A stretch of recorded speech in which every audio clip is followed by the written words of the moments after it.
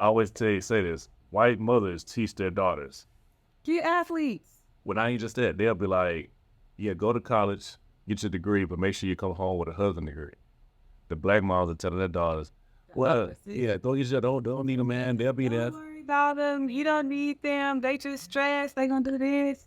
And that has put things Separated us for the last 45, 50 years. So I think that's the hidden thing there. Is your white counterpart is like, we can't let it because they already tried to emulate y'all how they dress. Look at Kim Kardashian. They basically bought them a black body. Yeah. You know, to the point that they got even black women think their body ended up. Y'all always been curvy. You know what I mean? Mm-hmm. Not everybody gonna be curvy. You know, but that's cool. That doesn't mean every man wants a curvy one. Right. But society has made us think that that's what it is. So you bring that up. I said, let me throw that out there because I think that's really the hidden. Yeah. And then to circle back to the spirituality stuff, although it's most definitely shifting, I do think it's a journey of Black women trying to finally take what's theirs back. Mm-hmm. They're trying to figure themselves out. They're trying to find their new way of, empowerment. Mm-hmm. And right now, that just may be that space. So maybe there just needs to be other women leaders to actually step up and show them a different way. Because when you think about who we have now, we got celebrities who are conditioning us to think that we gotta mess with men for bads, or we have the women who are like super highly achieving, but they lonely as hell and don't have men. So technically, if we want to be real, as a Black women right now, we don't really have many. Because it's going back to said, I'm going to get to the certain part because that was correct. But it's also coming back to, like I say, a lot of women are not want to listen to that heterosexual man anymore because they feel like if I listen, I'm taking a step back. Because I want to be in the front. Well, I got to be behind or beside it. So they've taken it. Oh, you're right. It's because, since we're being transparent here, you are dead ass right. Because I'm in a relationship and I have like that strong, independent Black woman in the front. I'm doing this, I'm doing that. And I never really gave him a voice at times because I'm so used to just whatever. And eventually we gave our relationship to God. So when we started praying, I had realized, damn, I wasn't listening. Like, you actually hella smart. Like, okay, like, cool, we're gonna do this. Okay, I'm gonna nurture more, and I'm going to I know you battle with stuff every day, so I'm gonna make sure I do these things. So that is actually a good point because I can say that I just grew out of that. I love Black men. I was never toxic this and toxic that, but I was the one who was in the front of the line speaking all the time and not allowing them to be heard.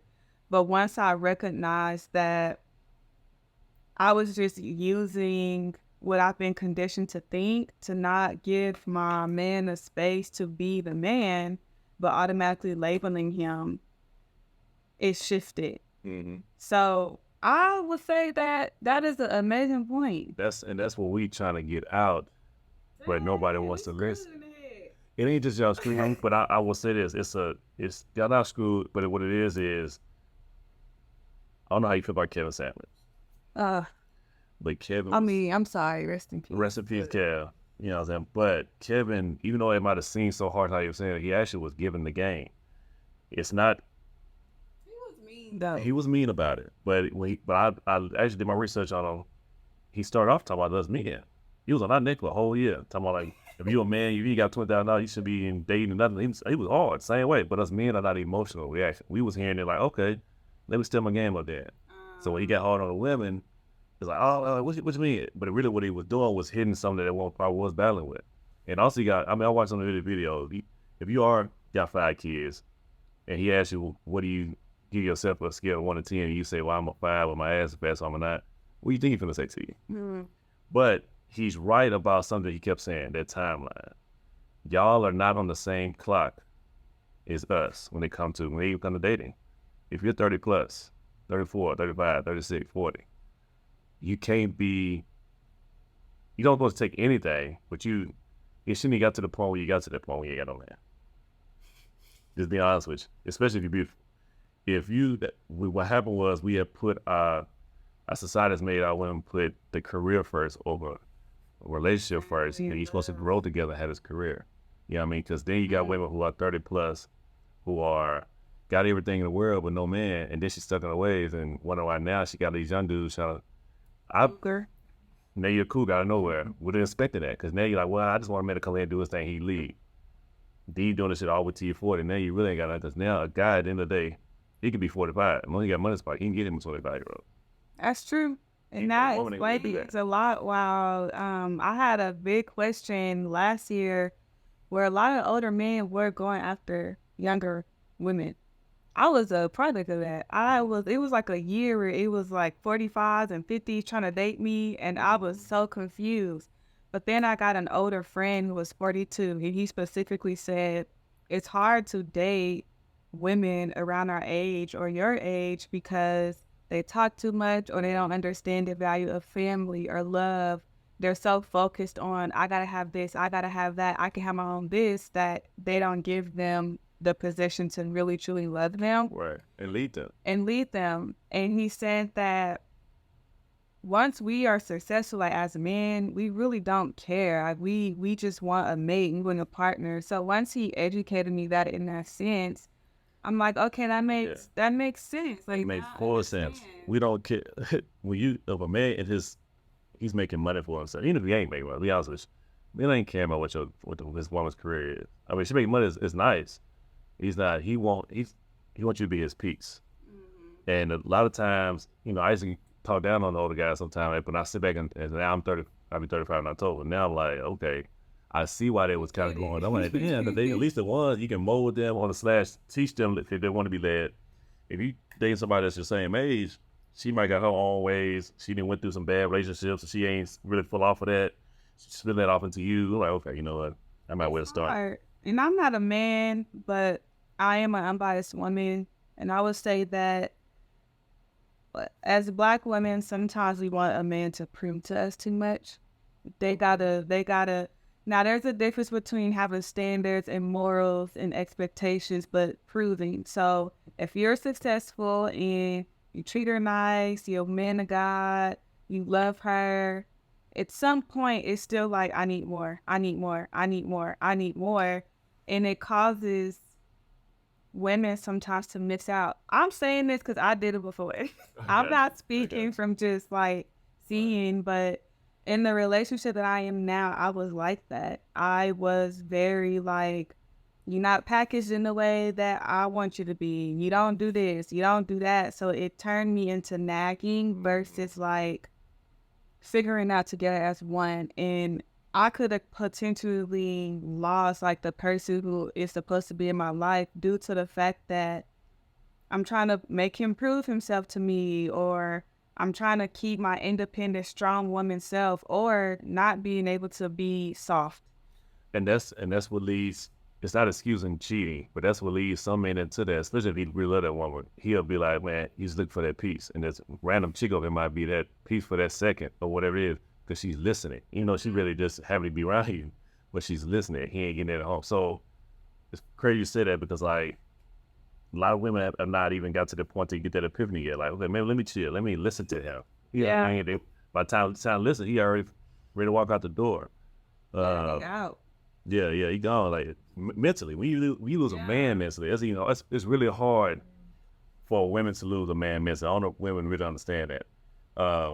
You can still have him physically, because we just men. Mm-hmm. But then if his mind out of you, like, okay, you know what, she's just toxic. I don't know. It's over with. I don't know if there's any way to come back from that, really. Especially if he get out in this world away from you too long. And don't let him experience something completely like opposite or different.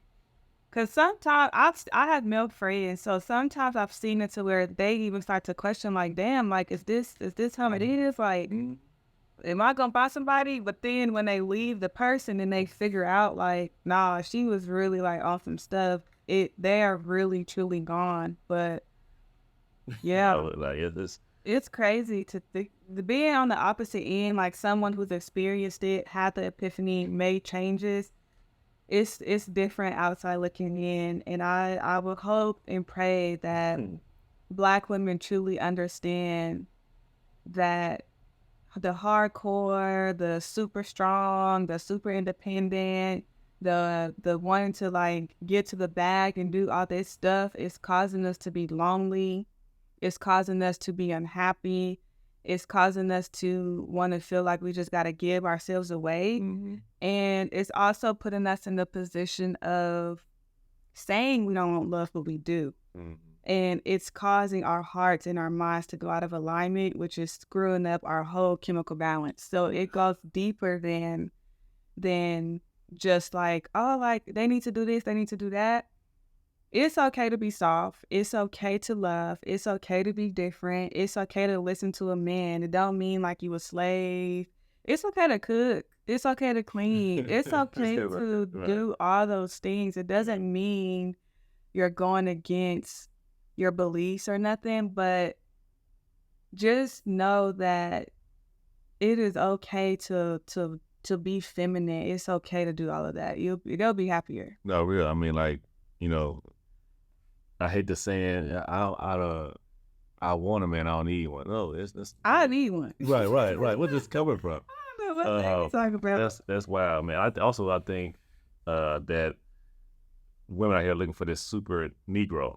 He got to be a former thug. That's a pastor now.